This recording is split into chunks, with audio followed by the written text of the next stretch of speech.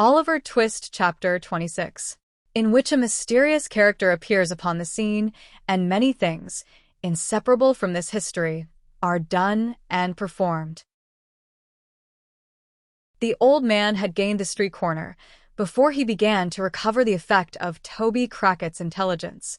He had relaxed nothing of his unusual speed, but was still pressing onward, in the same wild and disordered manner, when the sudden dashing past of a carriage, and a boisterous cry from the foot passengers, who saw his danger, drove him back upon the pavement. Avoiding, as much as was possible, all the main streets, and skulking only through the byways and alleys, he at length emerged on Snow Hill. Here he walked even faster than before, nor did he linger until he had again turned into a court, when, as if conscious that he was now in his proper element, he fell into his usual shuffling pace, and seemed to breathe more freely. Near to the spot on which Snow Hill and Holborn Hill meet, opens, upon the right hand as you come out of the city, a narrow and dismal alley, leading to Saffron Hill. In its filthy shops are exposed for sale huge bunches of second-hand silk handkerchiefs, of all sizes and patterns, for here reside the traders who purchase them from pickpockets. Hundreds of these handkerchiefs hang dangling from pegs outside the windows or flaunting from the doorposts, and the shelves, within, are piled with them. Confined as the limits of Field Lane are, it has its barber, its coffee shop, its beer shop, and its fried fish warehouse. It is a commercial colony of itself, the emporium of petty larceny, visited at early morning and setting in of dusk by silent merchants, who traffic in dark back parlors and who go as strangely as they come. Here, the clothesman, the shoe vamper, and the rag merchant display their goods as signboards to the petty thief. Here, stores of old iron and bones, and heaps of mildewy fragments of woolen stuff and linen, rust and rot in the grimy cellars. It was into this place that the Jew turned. He was well known to the sallow denizens of the lane, for such of them as were on the lookout to buy or sell nodded familiarly as he passed along. He replied to their salutations in the same way, but bestowed no closer recognition until he reached the further end of the alley, when he stopped to address a salesman of small stature who had squeezed as much of his person into a child's chair as the chair would hold, and was smoking a pipe at his warehouse door. "Why, the sight of you, Mr. Fagin, would cure the hoptalmy," said this respectable trader, in acknowledgment of the Jew's inquiry after his health. "The neighborhood was a little too hot, lively," said Fagin, elevating his eyebrows and crossing his hands upon his shoulders. "Well, I've heard that complain of it once or twice before," replied the trader, "but it soon cools down again. Don't you find it so?" Fagin nodded in the affirmative.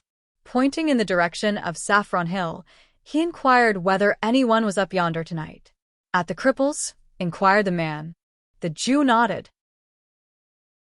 "Let me see," pursued the merchant, reflecting. "Yes, there's some half-dozen of 'em gone in that I knows. I don't think your friend's there."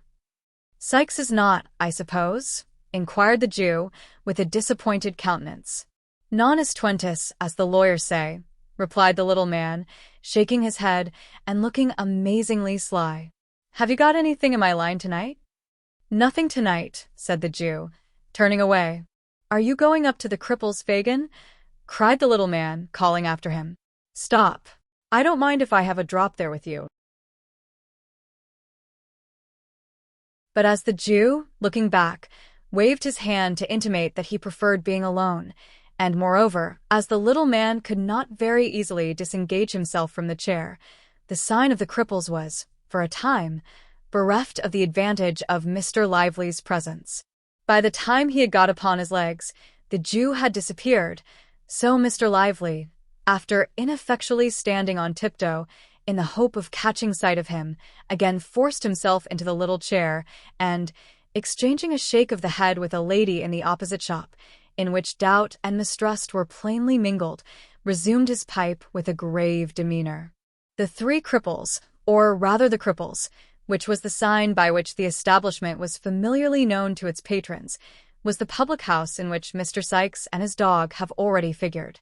Merely making a sign to a man at the bar, Fagin walked straight upstairs, and opening the door of a room, and softly insinuating himself into the chamber, looked anxiously about, shading his eyes with his hand, as if in search of some particular person.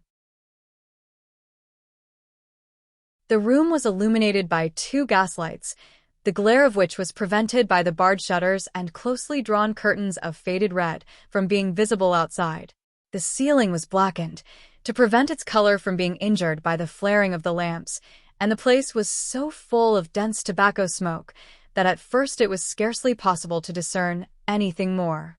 By degrees, however, as some of it cleared away through the open door, an assemblage of heads, as confused as the noises that greeted the ear, might be made out, and as the eye grew more accustomed to the scene, the spectator gradually became aware of the presence of a numerous company, male and female, crowded round a long table, at the upper end of which sat a chairman with a hammer of office in his hand, while a professional gentleman with a bluish nose, and his face tied up for the benefit of a toothache, presided at a jingling piano in a remote corner. As Fagin stepped softly in, the professional gentleman, running over the keys by way of prelude, occasioned a general cry of order for a song, which having subsided, a young lady proceeded to entertain the company with a ballad in 4 verses, between each of which the accompanist played the melody all through, as loud as he could. When this was over, the chairman gave a sentiment, after which the professional gentleman on the chairman's right and left volunteered a duet, and sang it, with great applause. It was curious to observe some faces which stood out prominently from among the group. There was the chairman himself, the landlord of the house, a coarse, rough, heavy-built fellow, who, while the songs were proceeding, rolled his eyes hither and thither, and, seeming to give himself up to joviality, had an eye for everything that was done, and an ear for everything that was said, and sharp ones, too. Near him were the singers, receiving, with professional indifference, the compliments of the company, and applying themselves, in turn, to a dozen proffered glasses of spirits and water, tendered by their more boisterous admirers, whose countenances, expressive of almost every vice in almost every grade, irresistibly attracted the attention by their very repulsiveness.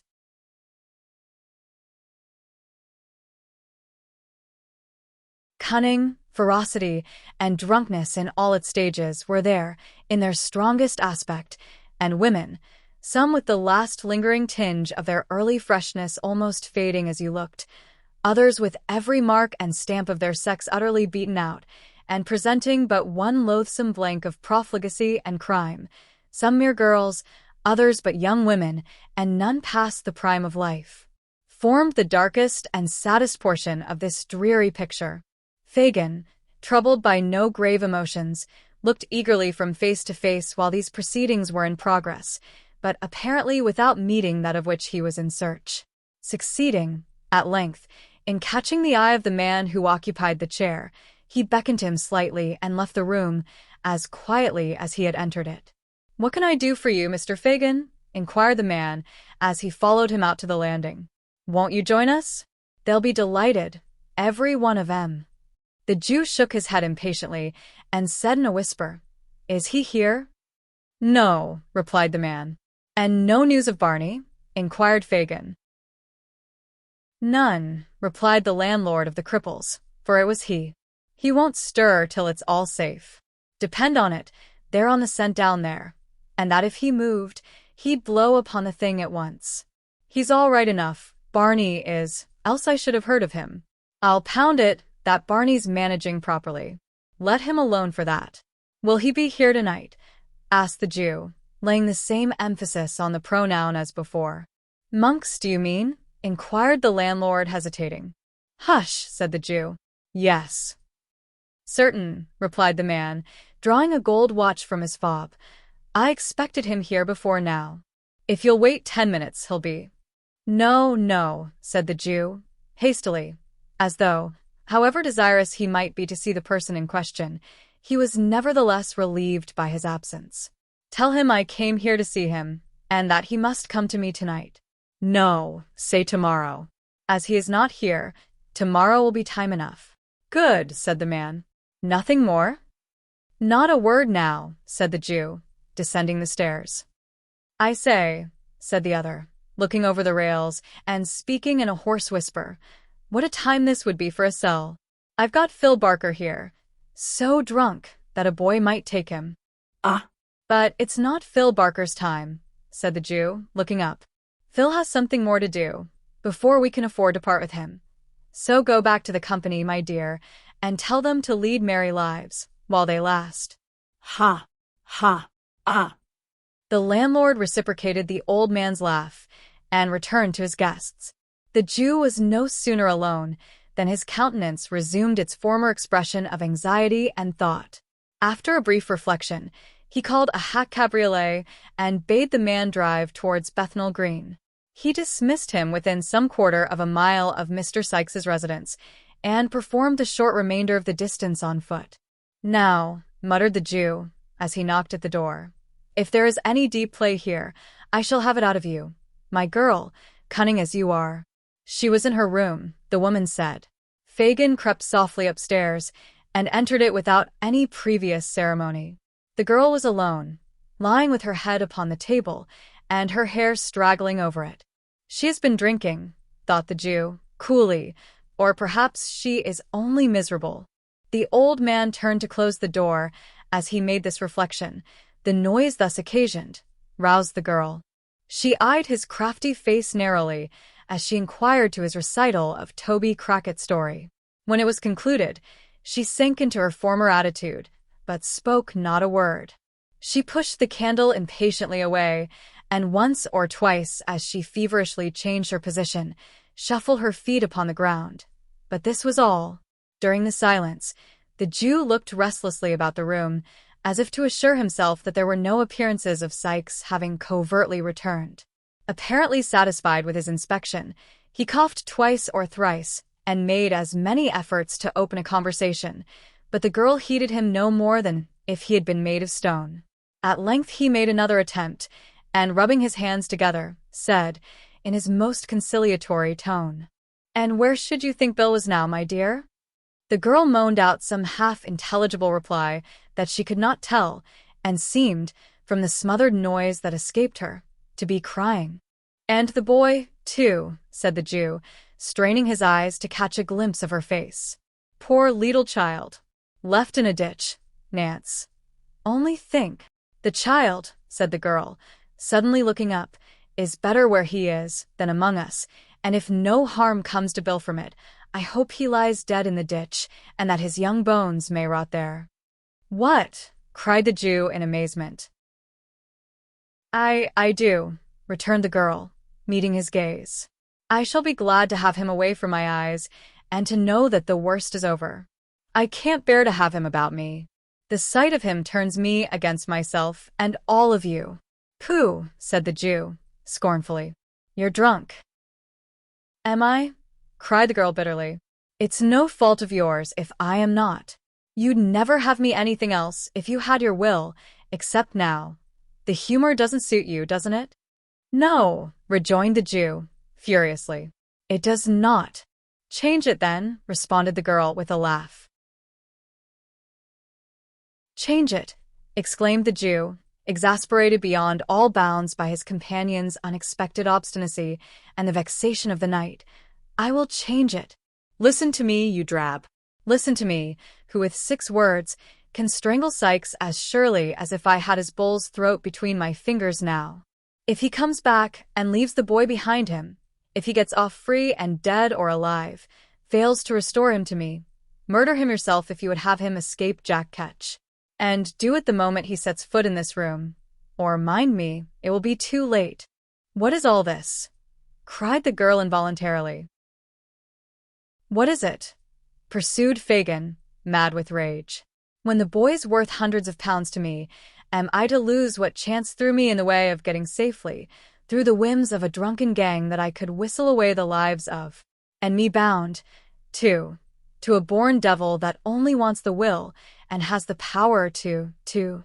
Panting for breath, the old man stammered for a word, and in that instant checked the torrent of his wrath and changed his whole demeanor. A moment before, his clenched hands had grasped the air, his eyes had dilated, and his face grown livid with passion, but now he shrunk into a chair and, cowering together, trembled with the apprehension of having himself disclosed some hidden villainy. After a short silence, he ventured to look round at his companion. He appeared somewhat reassured on beholding her in the same listless attitude from which he had first roused her. "Nancy, dear," croaked the Jew in his usual voice. "Did you mind me, dear?" "Don't worry me now, Fagin," replied the girl, raising her head languidly. "If Bill has not done it this time, he will another.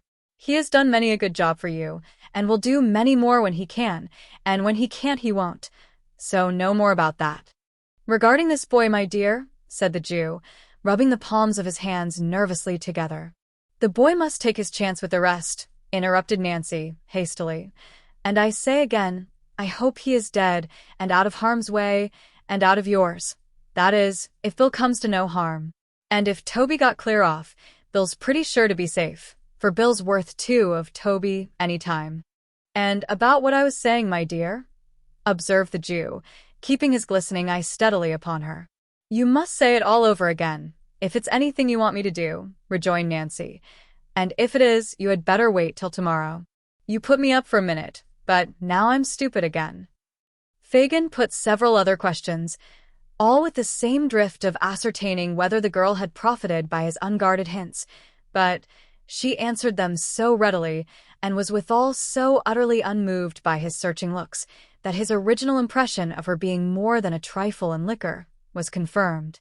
Nancy, indeed, was not exempt from a failing which was very common among the Jew's female pupils, and in which, in their tender years, they were rather encouraged than checked.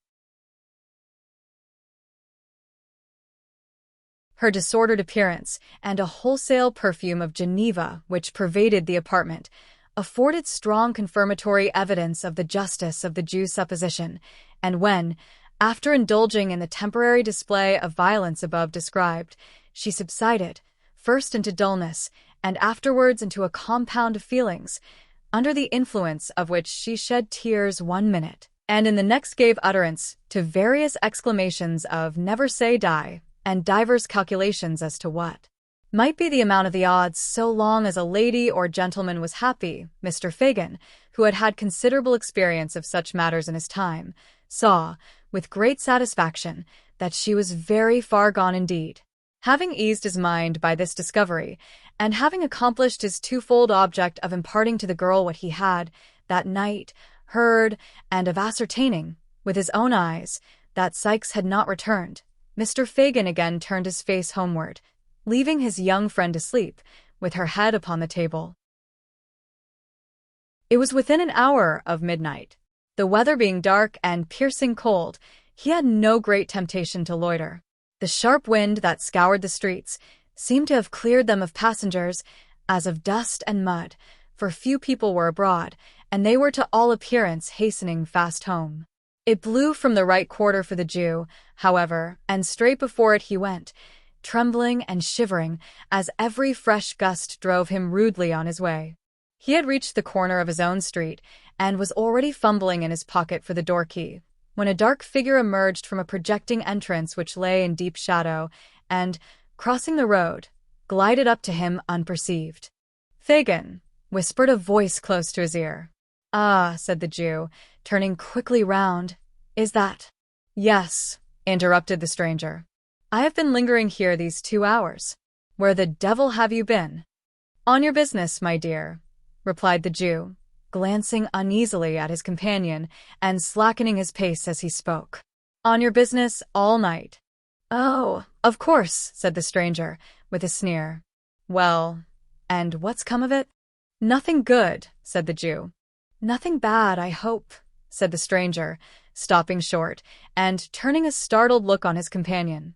The Jew shook his head, and was about to reply, when the stranger, interrupting him, motioned to the house, before which they had by this time arrived, remarking that he had better say what he had got to say, under cover, for his blood was chilled with standing about so long, and the wind blew through him. Fagin looked as if he could have willingly excused himself from taking home a visitor at that unseasonable hour, and, indeed, muttered something about having no fire, but his companion repeating his request in a peremptory manner, he unlocked the door and requested him to close it softly, while he got a light. "It's as dark as the grave," said the man, groping forward a few steps. "Make haste." "Shut the door," whispered Fagin from the end of the passage. As he spoke, it closed with a loud noise. "That wasn't my doing," said the other man, feeling his way. "The wind blew it too, or it shut of its own accord. One or the other. Look sharp with the light, or I shall knock my brains out against something in this confounded hole." Fagin stealthily descended the kitchen stairs. After a short absence, he returned with a lighted candle and the intelligence that Toby Crackit was asleep in the back room below and that the boys were in the front one. Beckoning the man to follow him, he led the way upstairs. "We can say the few words we've got to say in here, my dear," said the Jew, throwing open a door on the first floor. "And as there are holes in the shutters and we never show lights to our neighbors, we'll set the candle on the stairs. There." With those words, the Jew, stooping down, placed the candle on an upper flight of stairs, exactly opposite to the room door. This done, he led the way into the apartment, which was destitute of all movables save a broken armchair and an old couch or sofa without covering, which stood behind the door. Upon this piece of furniture, the stranger sat himself with the air of a weary man, and the Jew, drawing up the armchair opposite, they sat face to face. It was not quite dark. The door was partially open, and the candle outside threw a feeble reflection on the opposite wall. They conversed for some time in whispers. Though nothing of the conversation was distinguishable beyond a few disjointed words here and there, a listener might easily have perceived that Fagin appeared to be defending himself against some remarks of the stranger, and that the latter was in a state of considerable irritation. They might have been talking, thus, for a quarter of an hour or more, when Monks, by which name the Jew had designated the strange man several times in the course of their colloquy, said, raising his voice a little, "I tell you again, it was badly planned. Why not have kept him here among the rest, and made a sneaking, sniveling pickpocket of him at once?" "Only hear him," exclaimed the Jew, shrugging his shoulders. "Why, do you mean to say you couldn't have done it if you had chosen?" demanded Monks sternly. "Haven't you done it with other boys scores of times? If you had had patience for a 12-month, at most, couldn't you have got him convicted and sent safely out of the kingdom, perhaps for life?" "Whose turn would that have served, my dear?" inquired the Jew humbly. "Mine," replied Monks.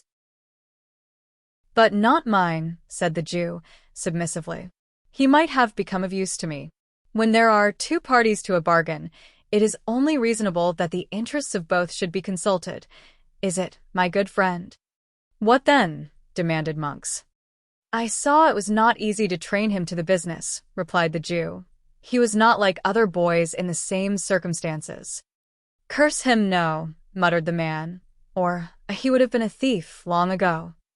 "I had no hold upon him to make him worse," pursued the Jew, anxiously watching the countenance of his companion. "His hand was not in. I had nothing to frighten him with, which we always must have in the beginning, or we labor in vain. What could I do? Send him out with the Dodger and Charlie? We had enough of that. At first, my dear, I trembled for us all." "That was not my doing," observed Monks. "No, no, my dear," renewed the Jew, "and I don't quarrel with it now, because, if it had never happened, you might never have clapped eyes on the boy to notice him, and so led to the discovery that it was him you were looking for. Well, I got him back for you by means of the girl, and then she begins to favor him." "Throttle the girl," said Monks impatiently. "Why, we can't afford to do that just now, my dear," replied the Jew, smiling. "And besides, that sort of thing is not in our way, or one of these days I might be glad to have it done. I know what these girls are, Monks. Well, as soon as the boy begins to harden, she'll care no more for him than for a block of wood. You want him made a thief. If he is alive, I can make him one from this time. And if, said the Jew, drawing nearer to the other, It's not likely, mind, but if the worst comes to the worst and he is dead. It's no fault of mine if he is, interposed the other man, with a look of terror and clasping the Jew's arm with trembling hands. Mind that, Fagin. I had no hand in it. Anything but his death, I told you from the first. I won't shed blood. It's always found out, and haunts a man besides. If they shot him dead, I was not the cause. Do you hear me? 4 Lysinfinaten. What's that? What? Cried the Jew, grasping the coward round the body with both arms as he sprung to his feet.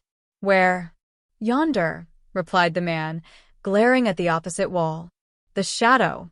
I saw the shadow of a woman, in a cloak and bonnet, pass along the wainscot like a breath. The Jew released his hold, and they rushed tumultuously from the room. The candle, wasted by the draught, was standing where it had been placed. It showed them only the empty staircase and their own white faces. They listened intently. A profound silence reigned throughout the house. It's your fancy, said the Jew, taking up the light and turning to his companion. I'll swear I saw it, replied Monks, trembling.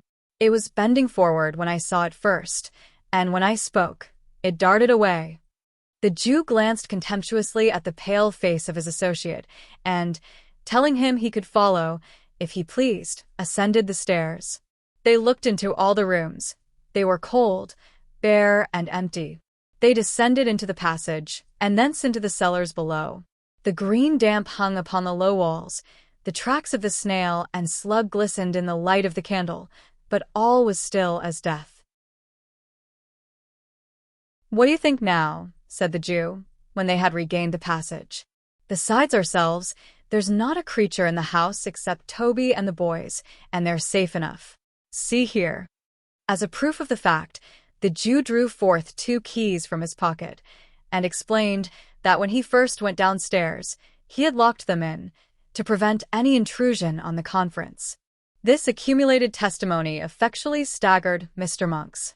His protestations had gradually become less and less vehement as they proceeded in their search without making any discovery, and, now, he gave vent to several very grim laughs, and confessed it could only have been his excited imagination. He declined any renewal of the conversation, however, for that night, suddenly remembering that it was past 1 o'clock. And so the amiable couple parted.